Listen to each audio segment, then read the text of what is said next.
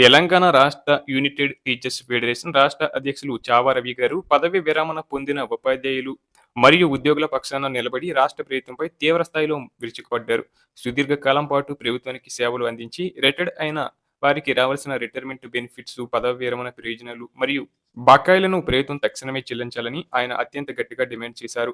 ఒక ఉపాధ్యాయుని పదవి విరమణ సన్మాన సభలో ఆయన ముఖ్య అతిథిగా పాల్గొని ఈ సందర్భంగా ఉద్యోగుల ఆవేదనను గొంతెత్తి చాటారు. సాధారణంగా ఒక ఉద్యోగి రిటైర్డ్ అయ్యే రోజున ఎంత సంతోషంగా, తృప్తిగా ఇంటికి వెళ్ళాలి.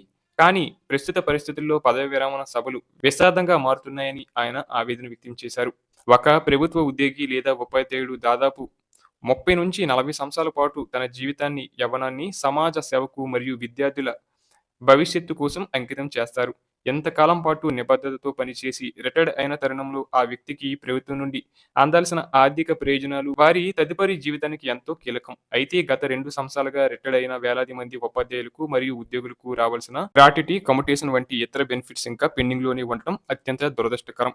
ఈ జాప్యం వల్ల వృద్ధాప్యంలో ఉన్న రిటైర్డ్ ఉద్యోగులు తమ పిల్లల వివాహాలు చేయలేక, అనారోగ్య సమస్యలకు వైద్యం చేయించుకోలేక, రోజువారీ అవసరాల కోసం అప్పులు చేయాల్సి వస్తుందని చావా రవి గారు వివరించారు. ఆర్థిక ఇబ్బందుల వల్ల వారు తీవ్రమైన మానసిక ఆందోళనకు గురవుతున్నారని, ప్రభుత్వం వారి సహనాన్ని పరీక్షించవద్దని ఆయన హెచ్చరించారు.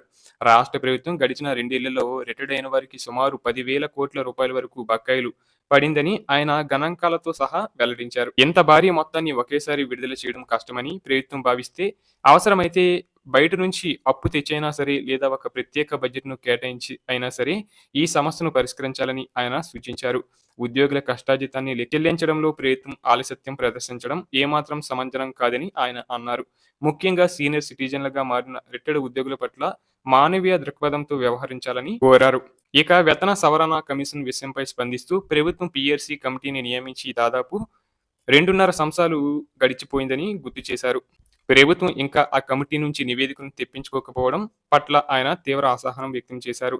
నివేదిక రాకపోవడం వల్ల కొత్త జీతాలు అమల్లోకి రాక ఉద్యోగులు ఆర్థికంగా నష్టపోతున్నారని, వెంటనే పీఆర్సీ నివేదికను తెప్పించుకొని దానిని త్వరగా అమలు చేయాలని డిమాండ్ చేశారు. కేవలం నివేదికలు ఇవ్వడం కాకుండా క్షేత్రస్థాయిలో ఉద్యోగికి ఆర్థిక లబ్ధి చేకూరేలా ప్రభుత్వం చర్యలు తీసుకోవాలన్నారు.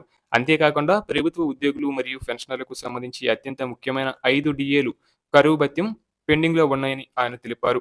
పెరుగుతున్న నిత్యావసర ధరలకు అనుగుణంగా ఇచ్చే ఈ కరువు భత్యాన్ని సకాలంలో విడుదల చేయకపోవడం వల్ల ఉద్యోగుల కుటుంబాల బడ్జెట్ తలకిందులవుతుందని ఆవేదన చెందారు. ప్రభుత్వం ఇకనైనా స్పందించి వెంటనే ఆ 5 డిఏలను విడుదల చేయాలని కోరారు.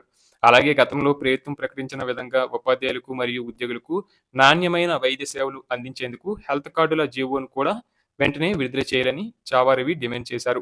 ఆసుపత్రులలో నగదు రహిత చికిత్స అందక రిటైర్డ్ ఉద్యోగులు ప్రాణాలు కోల్పోతున్నారని, ఇప్పటికైనా ప్రభుత్వం మేల్కొని వారి ఆరోగ్య భద్రతకు హామీ ఇవ్వాలని ఆయన తన ప్రసంగంలో డిమాండ్ చేశారు. ప్రభుత్వం తన మొండి వైఖరిని వీడి ఉపాధ్యాయులకు మరియు ఉద్యోగులకు ఇచ్చిన హామీలను నెరవేర్చే వరకు టీఎస్ యూటీఎఫ్ ఆధ్వర్యంలో పోరాటం కొనసాగుతుందని ఆయన స్పష్టం చేశారు.